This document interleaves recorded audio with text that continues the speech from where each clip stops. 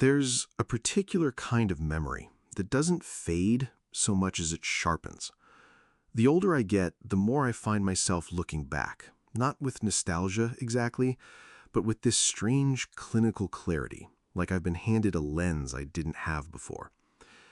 I grew up in what I can only describe as a nuclear war zone of personalities, a place where the give and take was always off balance, where goals between people never quite lined up, and where the fallout from that misalignment was just the atmosphere. It was the air in the room. And I want to be careful here not to reduce it all to blame or victimhood, because that framing has never felt entirely honest to me either. What I'm more interested in is the pattern itself, because here's what I've come to understand. Toxic dynamics aren't always born from malice. Sometimes they're born from two people or 10 people who are simply incompatible in their deepest values, and no one has the language or the willingness to name it. The friction becomes the relationship. The chaos becomes the culture. And whether I wanted it or not, I absorbed some of that. I learned certain responses. Avoidance was a big one. If something felt volatile, I'd route around it, become invisible, wait it out. And for a long time, that worked well enough that I mistook it for wisdom. But avoidance has a shelf life. What I've slowly realized is that stepping away from something doesn't actually change the dynamic. It just relocates you within it. The patterns follow. They show up in new relationships, new workplaces, new versions of the same argument with different faces. Because the dynamics we grew up inside become the water we swim in. We don't even know we're wet. So then the question becomes, what do you actually do with that? And I don't think the answer is some dramatic confrontation or a full audit of every relationship that's ever gone sideways. That's exhausting and probably not even useful. What I've found more meaningful is something quieter, a kind of interior inventory. Asking myself honestly, where am I in this? Not what did they do, but what did I do? What did I keep doing because it was familiar even when it was corrosive? There's a reframe available to most of us that we resist, and I think we resist it because it feels uncomfortably like accepting responsibility for something that wasn't entirely our fault. But responsibility and fault aren't the same thing. I didn't create the environment I grew up in, but I have been choosing, consciously or not, how I move through environments since then. And there's something genuinely strange about the moment you catch yourself de-escalating a situation that 6 months ago you would have either exploded inside of or quietly abandoned. It doesn't feel triumphant. It just feels different, like a muscle you didn't know you had. Some misalignments can't be fixed. Some dynamics are genuinely too far gone, or the other person isn't interested in anything other than the pattern they know. And in those cases, walking away isn't avoidance, it's discernment. There's a difference, even if it can be hard to feel from the inside. But I've also been in situations where the toxicity was something I was co-creating, where my withdrawal, my silence, my passive resistance, it had an energy too. And naming that was one of the more uncomfortable, more useful things I've ever done. The war zone doesn't always need a ceasefire. Sometimes it just needs one person to stop dropping bombs.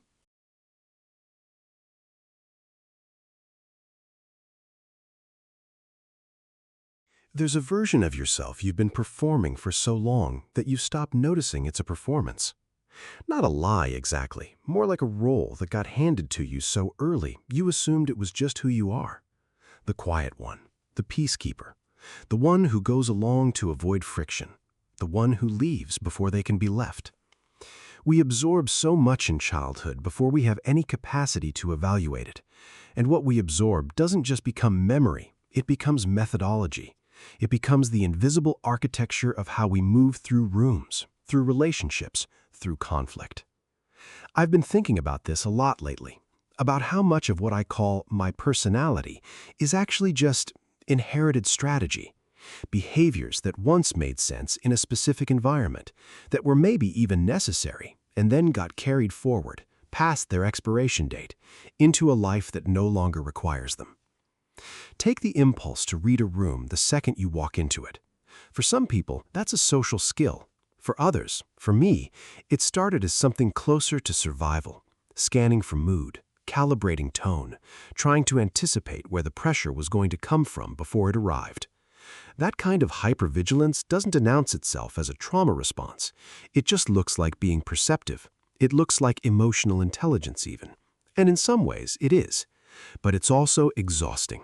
And it quietly shapes every relationship you enter because you're always slightly braced, always running a background process the other person doesn't know about.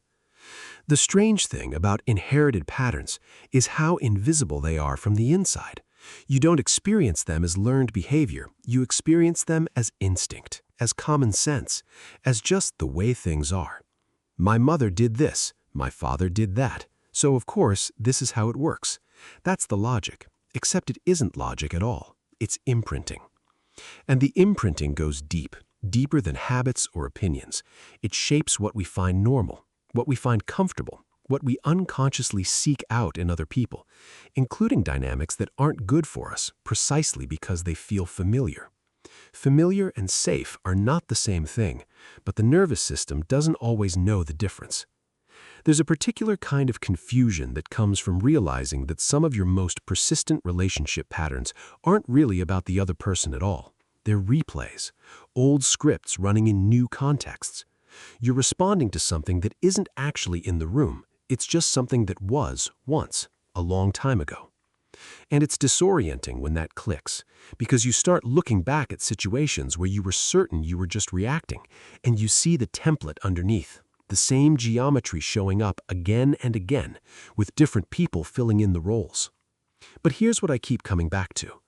The goal isn't to strip yourself clean of all of this. You can't. And honestly, you probably wouldn't want to. Some of those early adaptations gave you real gifts, sensitivity, resilience, a certain quality of attention that people who grew up differently might not have. The goal, if there is one, is just to get some daylight between you and the pattern. To be able to ask, is this me responding to what's actually happening right now? Or is this me running a very old program in a new situation? That question alone, just being able to hold it, changes something. Not immediately, not dramatically, but it introduces a gap between stimulus and response where there wasn't one before.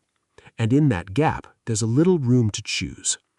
The patterns we inherit aren't our fault, but at some point they do become our responsibility. Not because we asked for them, but because we're the only ones who can actually see them from the inside.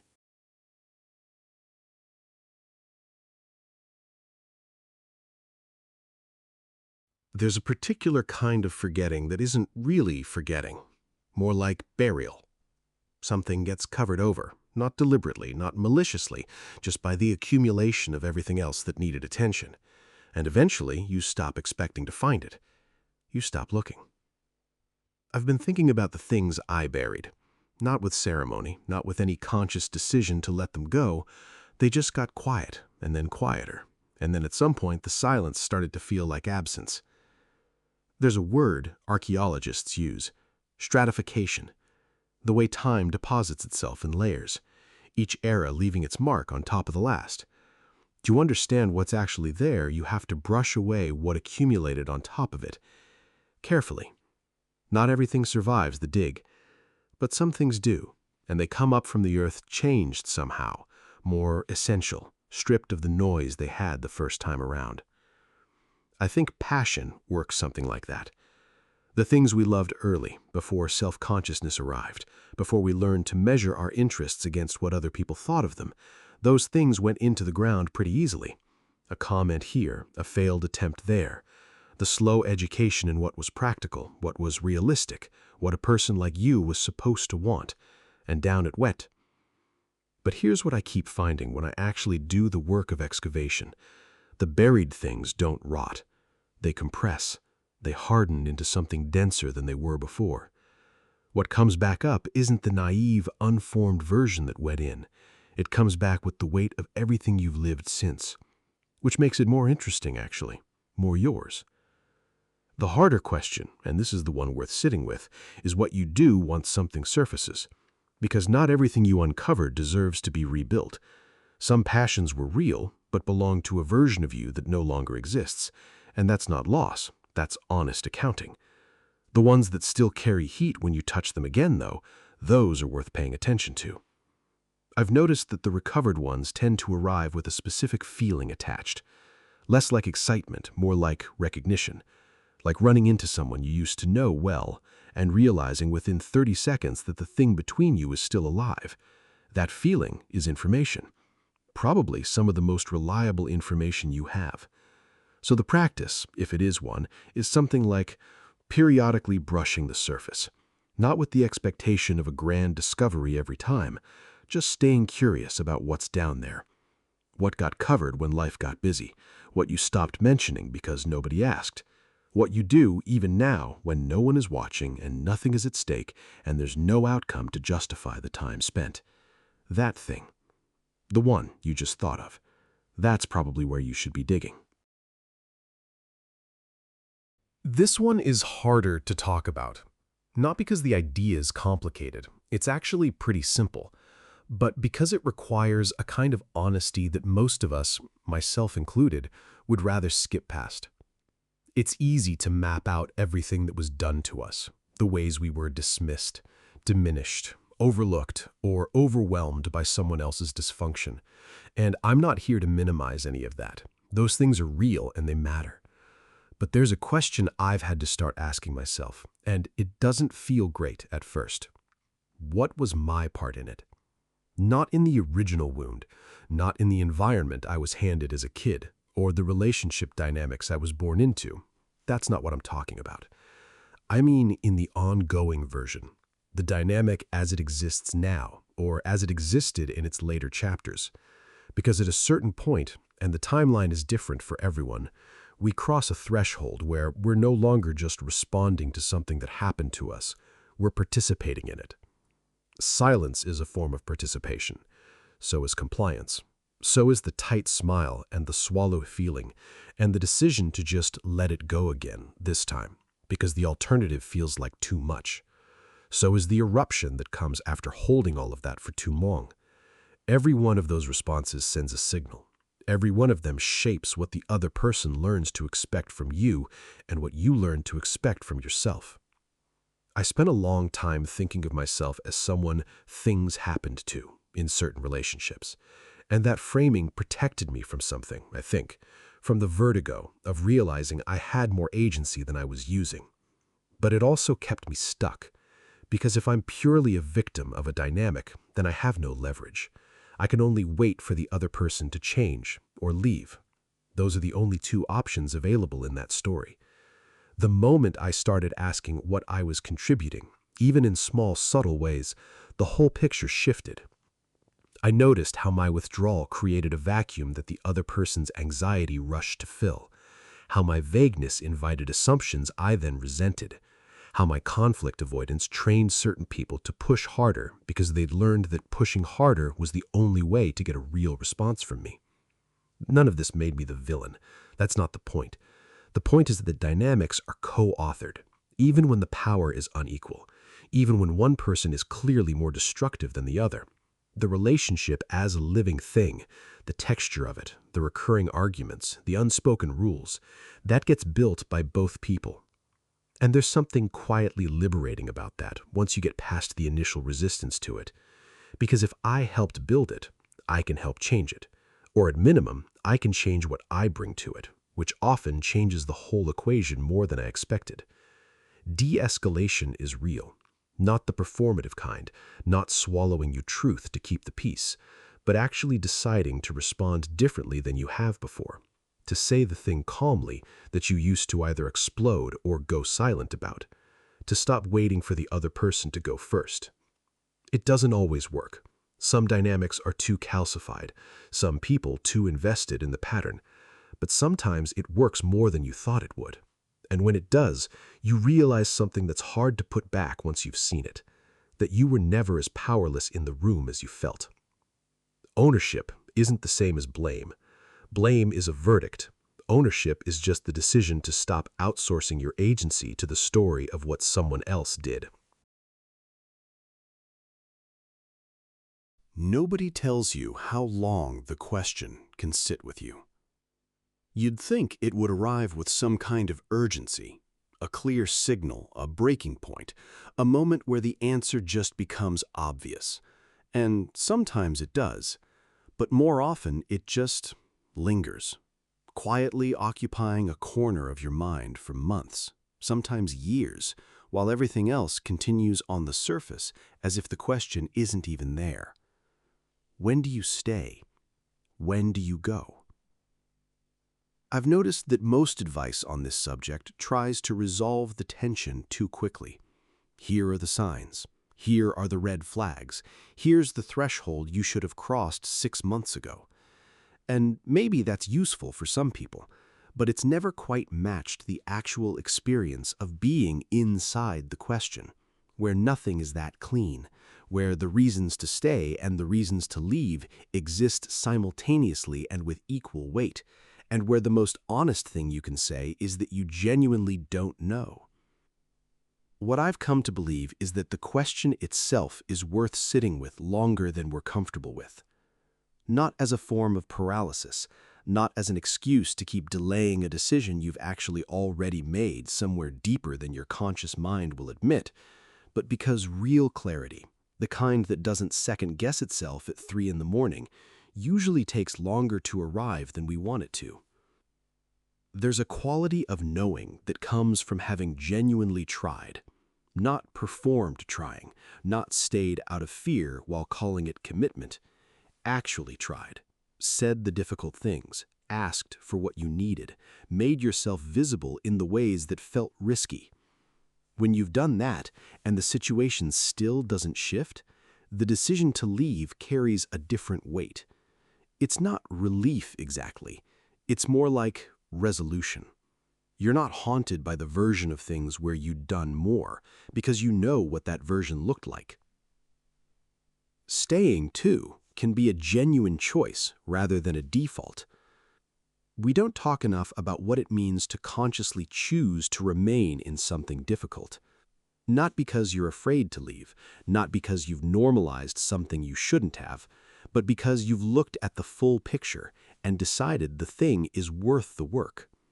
That decision has its own kind of dignity. It asks something of you. It asks you to show up differently than you have been and to stop waiting for conditions to improve on their own. The version of staying that erodes you is the one where you've stopped believing it can be any different, but you haven't left yet, where you're physically present and emotionally already gone. That's not staying. That's a slow disappearance with the light still on. And most of us know the feeling. I think what makes this question so hard is that it forces you to get honest about what you actually want. Not what you think you should want, not the version of the story where you're unambiguously the reasonable one, just what you actually want. And sometimes what you want is to stay even knowing it's going to be hard. And sometimes what you want is to leave even knowing you'll miss it. Both of those can be true at the same time, which is one of the more disorienting features of being a person. There's no formula that resolves this. I've looked. What there is, I think, is a quality of attention you can bring to your own experience, a willingness to feel the question fully rather than reaching for an answer prematurely, just to have something solid to hold on to.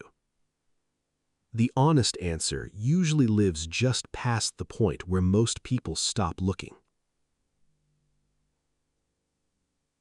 And when it arrives, not as a thought exactly, but as something quieter and more settled than that, you tend to recognize it.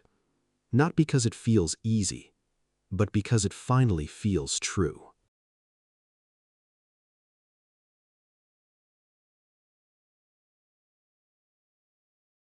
There's a moment, if you've ever sat quietly enough to catch it, where you react to something and then immediately wonder where that reaction came from. Not the surface reason, not the thing that just happened, but the disproportionate weight of it, the speed of it, the way your body was already 3 steps ahead of your mind, already tightening, already bracing, before you'd even consciously registered what was happening.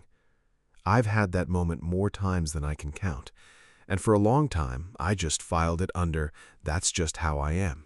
Sensitive, reactive, wired a certain way. But the more I've sat with it, the less that explanation satisfies me. Because the question underneath it is more interesting and more unsettling.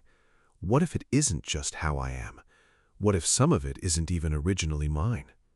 There's a growing body of research, epigenetics, nervous system science, developmental psychology, that points towards something most of us have sensed intuitively without having the language for.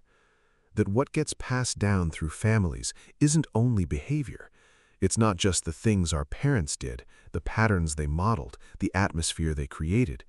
It's the physiological residue of their unprocessed experiences. The stress that never got metabolized, the fear that never found resolution, carried not as memory, but as body, passed down not through story, but through nervous system. Your grandmother survived something she never talked about. Your father carried a tension in his jaw his whole life and didn't know why. Your mother's anxiety filled the room before she even spoke. And somewhere in the process of growing up inside all of that, absorbing it, adapting to it, learning to navigate it, some of it became the baseline, the thing your body thinks is normal, the emotional weather you're constantly, unconsciously forecasting for. This isn't about blame. That word keeps coming up in conversations like this one, and I want to keep setting it aside because it's a distraction. Your parents were inheriting too. The whole thing goes back further than any of us can actually trace. What we're talking about isn't fault, it's transmission. The way certain frequencies pass through a family like a signal through wire, generation to generation, until someone pauses long enough to ask where the signal is coming from. And that pause, that moment of actually asking, is rarer than it should be, because it requires sitting with something uncomfortable. The possibility that some of the suffering you've experienced isn't the result of your choices or your failures, but of a weight you were handed before you had any say in the matter. That can feel relief, and it can also feel destabilizing in its own way. Both responses make sense. What I find quietly remarkable is the corollary, that transmission can go the other direction too. That doing the work of recognizing these patterns, of processing what your ancestors couldn't, of learning to regulate a nervous system that was calibrated for a threat level that no longer exists, that work doesn't just change you, it potentially changes what you pass forward. There's a version of healing that's private and internal, and then there's this other version which is almost impossibly larger, where you become a different kind of ancestor, where the signal starts to change. I don't think that happens through insight alone. Understanding the inheritance is one thing. Actually working with it, in the body, in the breath, in the slow, uncomfortable practice of responding differently than every instinct is telling you to, that's something else entirely. But it starts with the recognition, with being willing to look at your reactions not just as personal failures or fixed traits, but as information, dispatches from a longer story than you realized you were part of. The inheritance is real. So is the possibility of being the place where it starts to shift.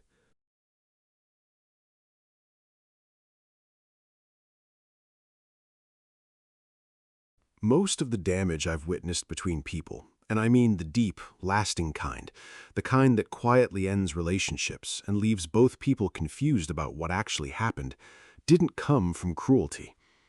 It came from two people standing on opposite sides of a gap, each one certain they were being clear, neither one realizing they were speaking an entirely different language. We talk about communication like it's a skill you either have or you don't, like some people are just naturally good at it and others aren't, and the difference is effort, or intelligence, or emotional maturity. But I think the more accurate picture is that most of us are fluent in a very specific dialect, one that was shaped by our particular family, our particular history, the particular emotional vocabulary that was available to us growing up.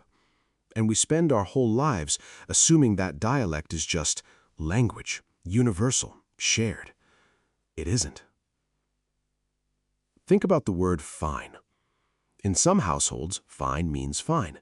In others, it means the opposite, and everyone knows it, and that knowing is its own kind of intimacy, a shared code that only works because both people learned it in the same place.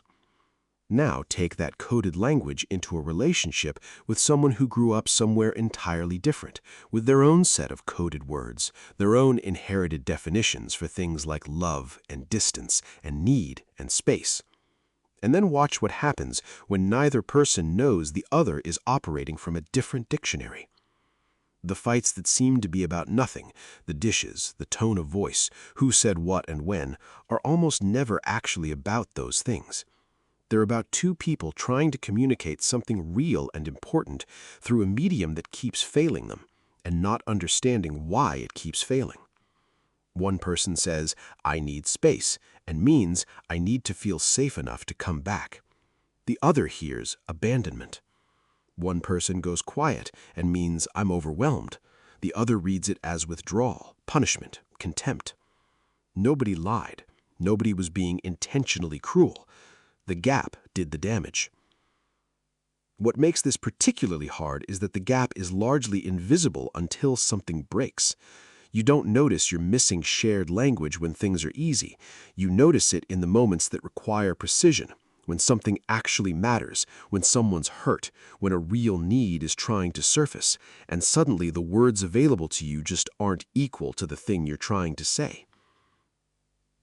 I've been in conversations where I could feel the thing I needed to express sitting just out of reach, like trying to describe a color you've never seen a name for.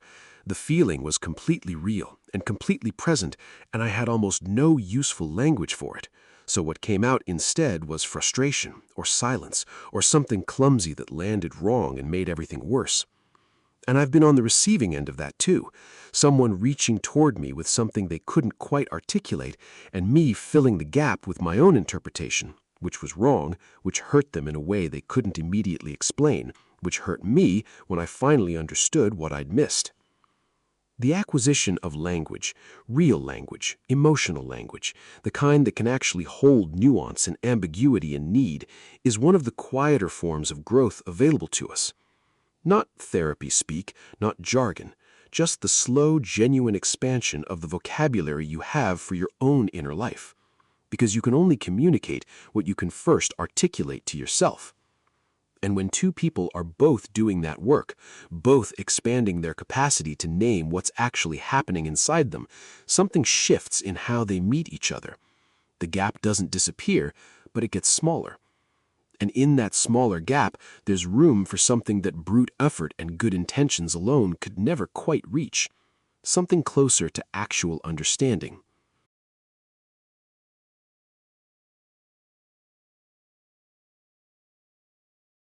There are certain people who seem to find us. Not in a mystical sense, though sometimes it genuinely feels that way. More like they arrive and something about the combination is immediately charged. Familiar in a way you can't quite explain. Like meeting someone you've somehow already argued with. And for a while, it's magnetic. The intensity reads as chemistry, as depth, as finally someone who gets it. Until it doesn't. Until the thing that drew you in starts to reveal itself as something more complicated, more abrasive, more costly than you initially signed up for. And then comes the moment, if you're paying attention, where you catch yourself in the middle of the dynamic and think, why do I keep ending up here? The mirror dynamic is a particular kind of relationship. Not all difficult relationships qualify. What distinguishes it is the precision of the reflection. The other person doesn't just irritate you in general, they irritate you in specific. They activate something that already exists in you, something unresolved, something you've been quietly managing or outright avoiding.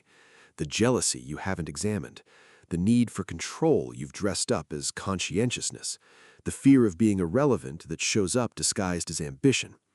They don't install these things, they just find the frequency and amplify it, which is, depending on where you're standing, either one of the most infuriating or one of the most useful things a relationship can do.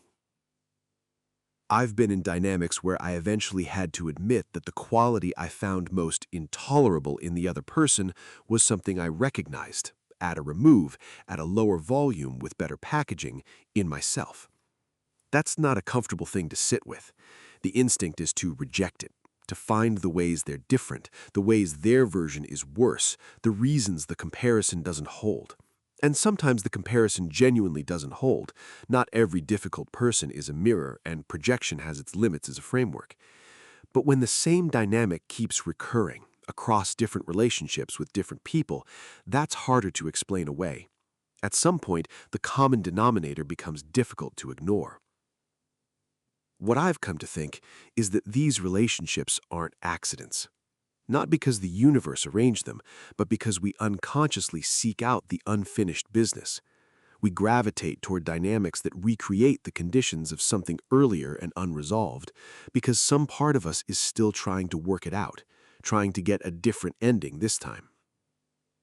The mirror shows up and gives us another attempt, another chance to respond to this particular flavor of provocation, this particular wound being pressed, and choose differently than we have before.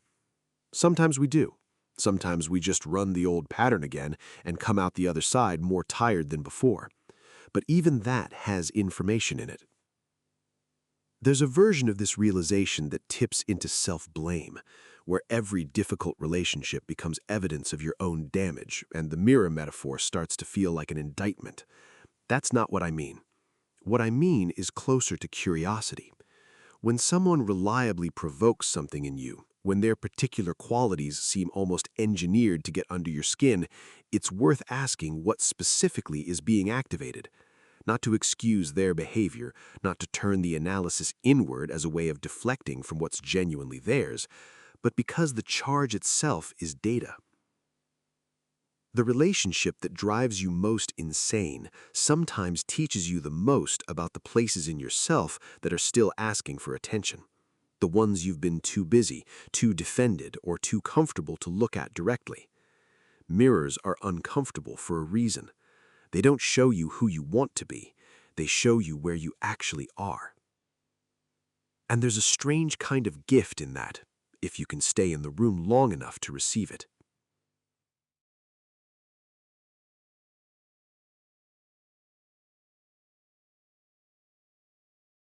Nobody hands you a new blueprint. That's the part nobody really prepares you for. You do enough work, enough reading, enough reflection, enough uncomfortable honesty about where you came from and what it cost you, and at some point you expect something to arrive. A clearer sense of how to do things differently. A template for the version of yourself that isn't running the old patterns.